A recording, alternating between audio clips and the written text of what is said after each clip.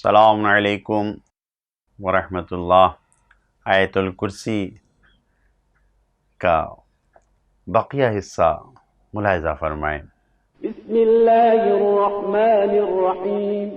اللہ لا الہ الا هو الحی القیوم لا تأخذه سنة ولا نوم له ما في السماوات وما في الأرض من ذا الذي يشفع عنده إلا بإذنه يعلم ما بين أيديهم وما خلفهم ولا يحيطون بشيء من علمه إلا بما شاء وسع كرسيه السماوات والأرض ولا يؤوده حفظهما وهو العلي العظيم۔ اس آیہ مبارکہ میں اللہ لا الہ، یہ لا الہ میں یہ جو الہ کا لفظ آیا ہے یہ ایسا کلمہ ہے جو ہر معبود کے لیے عرب استعمال کرتا ہے، خواہ وہ حق ہو یا باطل، صحیح ہو یا غلط۔ خود قرآن مجید نے جو تعبیر استعمال کیا ہے اَرَأَيْتَ مَنِ اتَّخَذَ إِلَٰهَهُ هَوَاهُ، کیا آپ نے دیکھا اس شخص کو جس نے اپنی خواہشات کو اپنا الہ، اپنا خدا بنا لیا ہے؟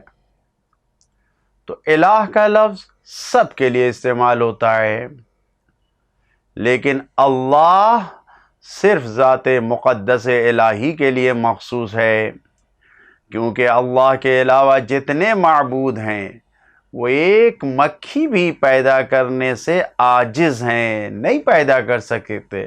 خود قرآن مجید نے یہ دعویٰ کیا ہے لن یخلقوا ذبابا، ایک مکھی نہیں پیدا کر سکتے۔ جو بھی اللہ کو چھوڑ کر دوسرے کی عبادت، دوسرے کی پرستش کرتے ہیں وہ توحید کی بلندی سے، بلند چوٹی سے پستی اور ہولناک کھائی میں گر جاتے ہیں۔ قرآن مجید میں ارشاد ہے وَمَن يُشْرِكْ بِاللَّهِ فَكَأَنَّمَا خَرَّ مِنَ السَّمَاءِ فَتَخْطَفُهُ الطَّيْرُ، جو بھی کسی کو اللہ کا شریک بناتا ہے وہ گویا آسمان سے گر پڑتا ہے اور اسے پرندہ اچک لیتا ہے، یا اسی آیت میں آ گیا ہے یا ہوائیں اسے کہیں دور دراز پھینک دیتی ہیں، یعنی کھائیوں میں گر جاتا ہے، پتہ بھی نہیں چلتا۔ توحید کی بلندی سے کھائیوں میں گر جاتا ہے، شرک و بت پرستی کی کھائی میں گر جاتا ہے۔ لا الہ الا اللہ یہ ہر مسلمان کا شناختی کارڈ ہے، شناختی کارڈ کا پہلا پیج ہے، پہلا صفحہ ہے۔ یہ سرکار رسالت مآب صلی اللہ علیہ وآلہ وسلم کا پہلا نعرہ ہے، ان کی سب سے پہلی دعوت یہی تھی قولوا لا الہ الا اللہ تفلحوا، لا الہ الا اللہ کہو نجات پا جاؤ گے، فلاح پا جاؤ گے۔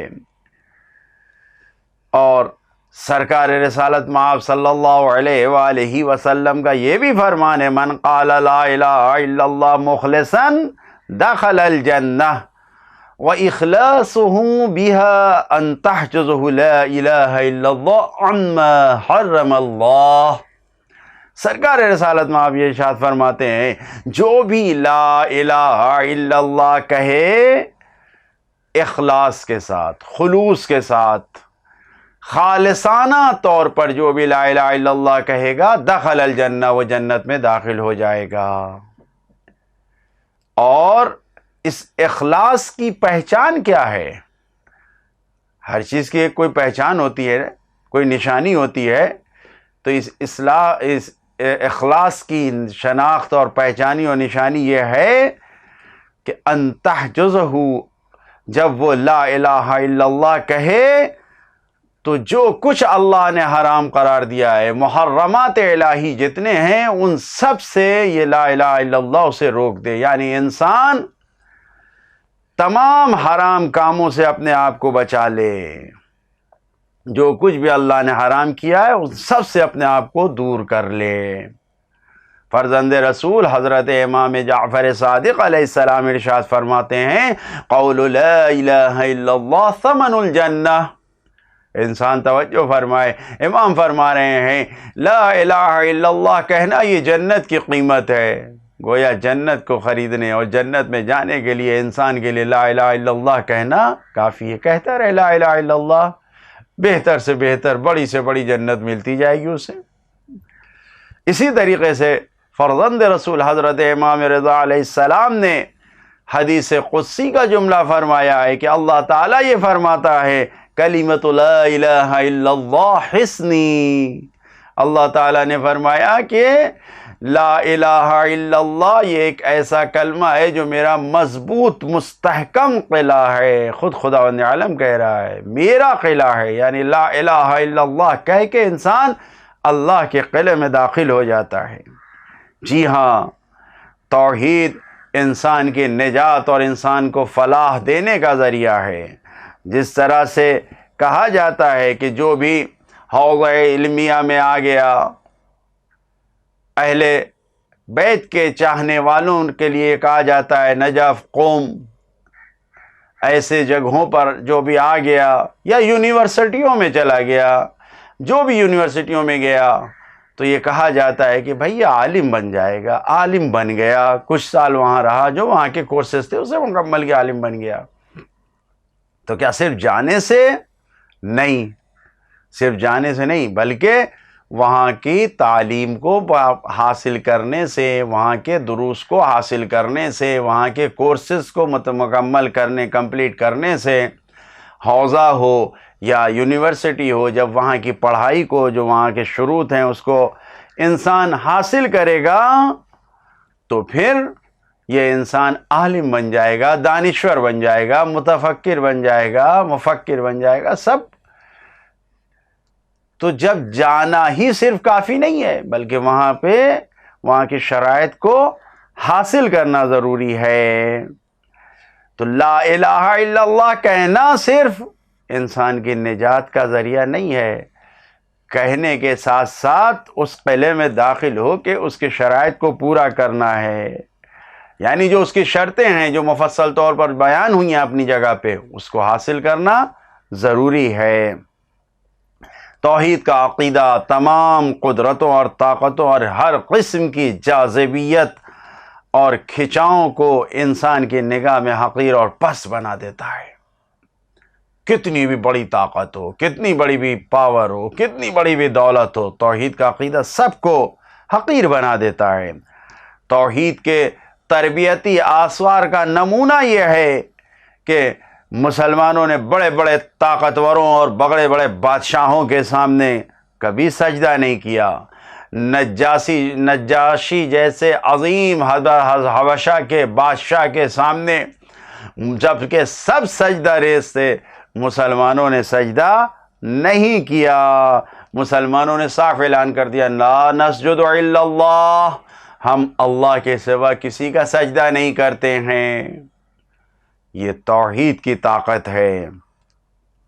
اور اسی طریقے سے دحیہ کلبی کا واقعہ ہے کہ جو عظیم مسلمان ہیں کہ جو انہوں نے قیصر روم کے بادشاہ کے، یعنی جو روم کا بادشاہ جسے قیصر روم کہا جاتا تھا، جب اس کے محل میں گئے تو اس کے پورے سلطنت اور محل میں جا کر انہوں نے صاف اعلان کر دیا. محل میں جب ان سے پوچھا گیا، محل نشینوں نے سجدہ نہیں کیا، تو انہوں نے کہا لا اسجد لغیر اللہ، ہم اللہ کے علاوہ کسی اور کے لیے سجدہ نہیں کرتے، ہم اللہ کے سوا کسی کا سجدہ نہیں کرتے.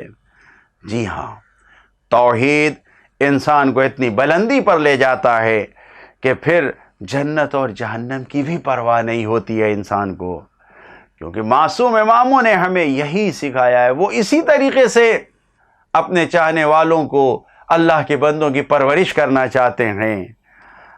لہذا امیر بیان مولا کائنات علی علیہ السلام ارشاد فرماتے ہیں لا تکن عبد غیرک وقد جعلک اللہ حرا، اپنے آپ کو کسی کا بندہ نہ بناؤ جبکہ خدا نے تمہیں آزاد خلق کیا ہے، آزاد بنایا ہے، لہذا کسی کا بندہ مت بنو۔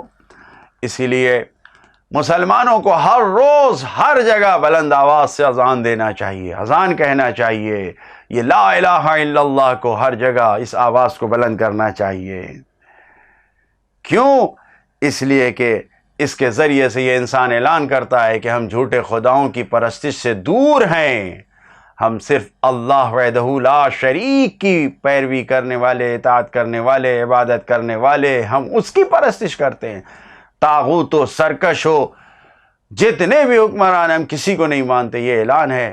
اسی لیے کہا گیا ہے کہ بچہ پیدا ہو تو نوزاد جو ابھی پیدا ہوا بچہ ہے، سب سے پہلی آواز اس کے کان میں لا الہ الا اللہ کی سناؤ، اذان و اقامت دو، تاکہ اور کوئی آواز نہیں بلکہ لا الہ الا اللہ کی آواز کے ذریعے وہ زندگی کو شروع کرے۔ خدا سے دعا کرتے ہیں کہ ہمیں عملی زندگی میں توحید اور لا الہ الا اللہ کے ساتھ زندگی گزارنے کی توفیق عطا فرمائے۔ والسلام علیکم ورحمۃ اللہ وبرکاتہ۔